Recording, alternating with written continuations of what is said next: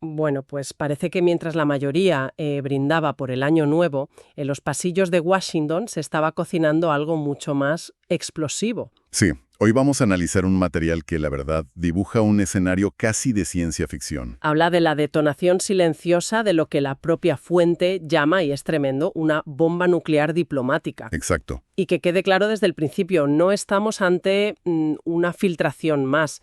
Lo que se plantea aquí es un ultimátum en toda regla. Final y no negociable, de Estados Unidos a la Unión Europea. Totalmente. Y es fundamental subrayar que todo lo que vamos a discutir se basa en la perspectiva de este documento que analizamos. No es que afirmemos que sea la política oficial declarada. Claro. Pero nuestra misión es desgranar sus argumentos, entender la mentalidad que hay detrás, porque de ser cierto, aunque sea en parte, Estaríamos ante una reescritura total de las reglas del juego. completamente.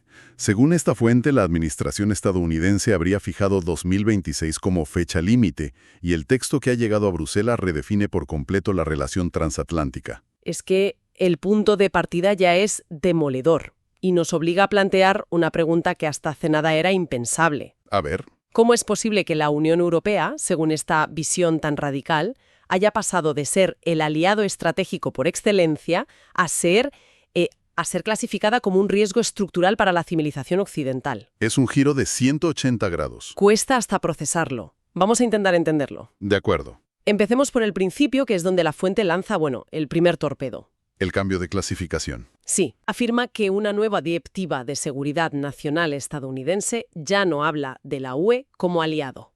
La etiqueta ahora es riesgo estructural.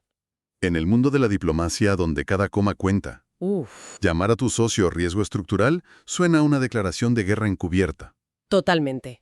No es un cambio semántico, es un cambio de paradigma. Un socio con el que tienes desacuerdos, incluso profundos, sigue siendo un socio. Claro, Pero un riesgo estructural es otra cosa. es. Otra cosa. Implica que el problema no son sus políticas, sino su propia esencia, su estructura. La fuente lo deja clarísimo. Washington ya no vería las decisiones de la UE como opciones políticas legítimas, sino, y la palabra que usa es fortísima, cuartello como una enfermedad. Un contagio. Un momento. Enfermedad, un contagio, es un lenguaje casi biológico. Sí, sí. Como si la Unión Europea fuera un virus del que hay que protegerse. Eso va mucho más allá de una crítica. Es deshumanizar políticamente a tu aliado. Desde luego. El documento especifica qué síntomas tiene esa supuesta enfermedad. Sí, y no se anda con rodeos. Identifica 3 vectores principales de lo que considera un comportamiento suicida por parte de Europa. A ver, Primero, las políticas de fronteras abiertas. Las describe como una renuncia a la soberanía. ¿vale? Segundo, el Pacto Verde, al que tacha directamente de plan de desindustrialización masiva. Un suicidio económico, vamos. ¿Y el tercero? Y tercero, lo que denomina la tiranía burocrática de Bruselas. Un sistema que, según este análisis, ahoga la innovación y la libertad. Entiendo. O sea, no es una sola cosa, es el paquete completo. Política migratoria, económica y regulatoria. Exacto. Y la tesis del documento, por tanto, es que Estados Unidos ha llegado a una conclusión brutal. Una conclusión que rompe con 70 años de historia. Esa es. Y es la siguiente. Ya no estamos dispuestos a garantizar la seguridad y pagar la factura de la defensa de un continente que, desde nuestro punto de vista, ha elegido activamente el suicidio cultural y económico. Durísimo.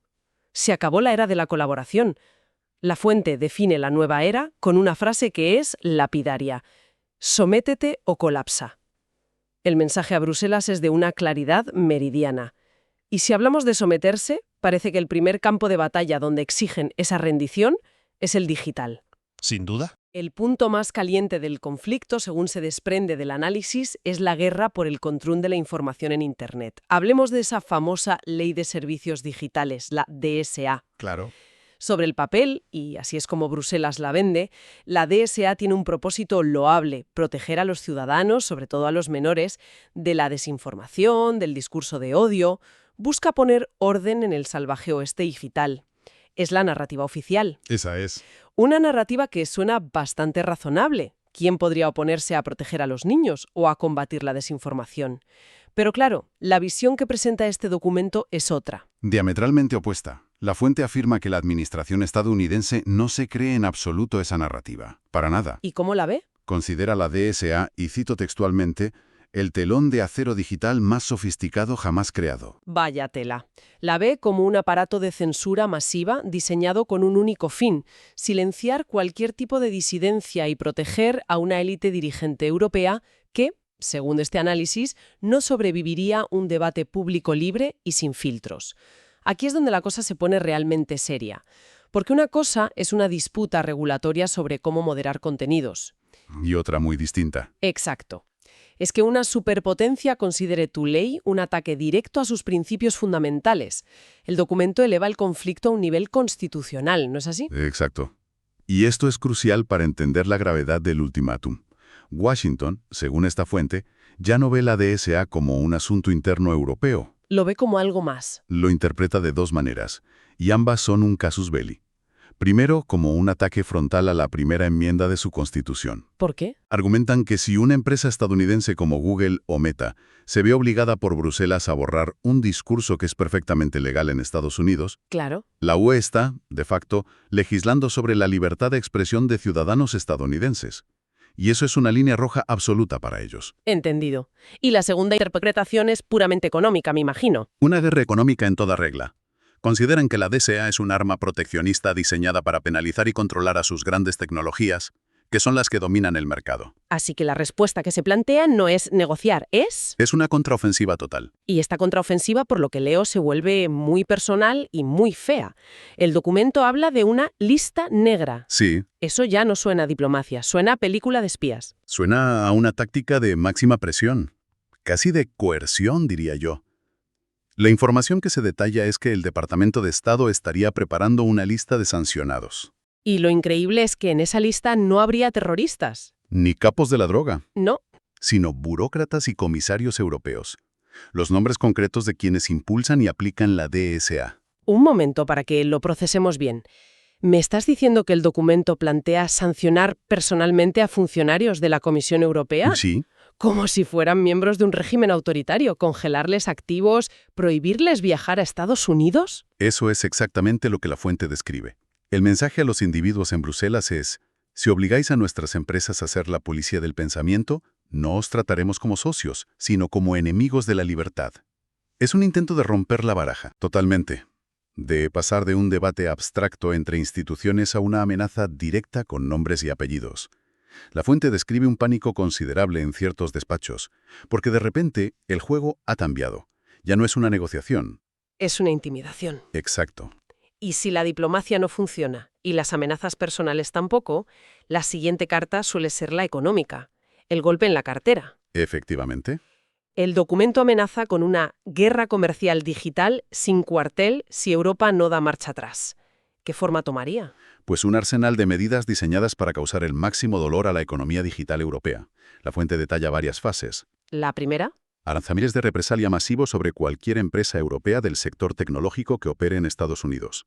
vale. La segunda, y esto es gravísimo, el posible bloqueo de las transferencias de datos entre Europa y Estados Unidos. Algo así paralizaría a miles de empresas a ambos lados del Atlántico. Sería un caos absoluto. Pero parece que hay una amenaza aún mayor a largo plazo. Sí, la que el documento considera el golpe de gracia. La exclusión de Europa del ecosistema de innovación estadounidense. El mensaje es: Si seguís por este camino, os cortamos el acceso al desarrollo de vanguardia en inteligencia artificial, en computación cuántica, en todo lo que definirá el futuro. la fuente lo resume con una frase de una brutalidad increíble. La de Corea del Norte. Esa misma. Si queréis construir una Corea del Norte digital en Europa, hacedlo. Pero lo haréis a oscuras, solos y desconectados de la innovación americana. Es una declaración que va más allá de la amenaza económica. Es un insulto y una sentencia. Te estoy llamando autoritario y de paso te digo que sin mí no eres nadie. Es una forma de negociar con un martillo pilón, desde luego, y revela que en el fondo esto no va solo de leyes o de dinero. ¿No? La tesis del documento es que es una guerra por el control de la narrativa. Habla de un complejo industrial de la censura. ¿A qué se refiere con eso? Se refiere a lo que desde la perspectiva de Washington es la única estructura que sostiene al establishment europeo actual. Una red de... Una red de gobiernos, ciertas ONGs y medios de comunicación afines que trabajan juntos para mantener un relato oficial y suprimir las voces disidentes. Creen que la DSA es la herramienta para consolidar ese control. Y la estrategia de Estados Unidos, por tanto, sería demoler ese complejo. Exactamente. La lógica que expone el documento es la siguiente. Si logramos derribar los muros de contención digitales de Bruselas, si impedimos que puedan censurar a escala industrial, la verdad, o al menos otras narrativas, inundarán el debate. Eso es, creen que el sistema actual es tan frágil que no podría sobrevivir a esa inundación de información libre. La respuesta a lo que ven como un intento de exportar la censura es un no categórico y definitivo. Al final, todo esto trasciende la política. La propia fuente lo enmarca como un choque de civilizaciones. Sí, intenta vender esta ofensiva no como una lucha de poder, sino como una batalla casi filosófica, ¿verdad? Sí, presenta una dicotomía deliberadamente provocadora, muy simplificada pero muy poderosa. Por un lado, el modelo americano, La libertad caótica, ruidosa y peligrosa. La idea de que una sociedad libre es desordenada, a veces ofensiva, pero que ese caos es el precio y la garantía de la libertad. y en la otra esquina del ring, el modelo europeo. Definido por la fuente como la seguridad estéril, controlada y asfixiante. Vaya. La visión de una sociedad que, buscando una seguridad absoluta, ha sacrificado la libertad en el altar de la burocracia y el control social. Es una caricatura, claro, pero una muy efectiva para trazar una línea y decir, tenéis que elegir un bando. Y en este choque, las demandas que pone el documento sobre la mesa no dejan lugar a la negociación. Son una rendición incondicional. ¿Cuáles son exactamente? Son 3 exigencias principales. Un giro de 180 grados. Primero, el desmantelamiento completo de lo que llaman leyes de censura, con la DSA como objetivo número 1. Segundo, El sellado efectivo de las fronteras europeas. Y tercero, una renuncia explícita a lo que la fuente describe despectivamente como la agenda woke. no hay puntos intermedios. No, ni espacio para el diálogo. Es una exigencia de capitulación ideológica. Y el escenario que se pinta si Europa se niega es, literalmente, apocalíptico. Se habla de un funeral industrial, de una fuga masiva de capitales, Que, según se afirma, ya está ocurriendo en silencio. y finalmente la ruptura definitiva de la Alianza Occidental. La imagen final es la de una Unión Europea que, tras rechazar el ultimátum, se queda indefensa, aislada y rota. Sin el paraguas militar de EU y desconectada de su motor tecnológico. Se enfrentaría a un colapso sistémico. El mensaje es que la era de la asociación entre iguales ha terminado. O Europa se realinea por completo con Washington o se enfrentará a un futuro muy oscuro y en solitario. Hagamos una breve recapitulación de este escenario tan vertiginoso que nos describe el material. Nos encontramos con una relación transatlántica no ya en crisis, sino al borde de la ruptura. Una ruptura histórica, sí. Y una Unión Europea que, siempre desde la perspectiva de esta fuente, se enfrenta a una elección existencial. ¿O cede? O se arriesga al colapso y la irrelevancia. Exacto. En el fondo, el conflicto que se nos presenta es una lucha por 2 visiones del mundo, por 2 modelos de sociedad opuestos. Y el campo de batalla, el arma decisiva, es el control de la información. Quien controle el flujo de datos. Quien decida qué se puede decir y qué no en la nueva plaza pública digital, será quien gane esta guerra por el futuro de Occidente. El escenario que hemos analizado presenta un futuro donde el control tecnológico se convierte, en el principal campo de batalla geopolítico. Pero lo más inquietante quizá no es si este documento es 100% real o una simple maniobra. Ujú. Lo verdaderamente preocupante es que este tipo de pensamiento, esta lógica de ruptura total, exista y esté ganando terreno. Y esto nos deja una pregunta en el aire. A ver. En un mundo tan interconectado, ¿es realmente posible un divorcio entre Europa y Estados Unidos? ¿O las consecuencias de intentarlo serían mucho más destructivas para ambos que cualquier desacuerdo actual?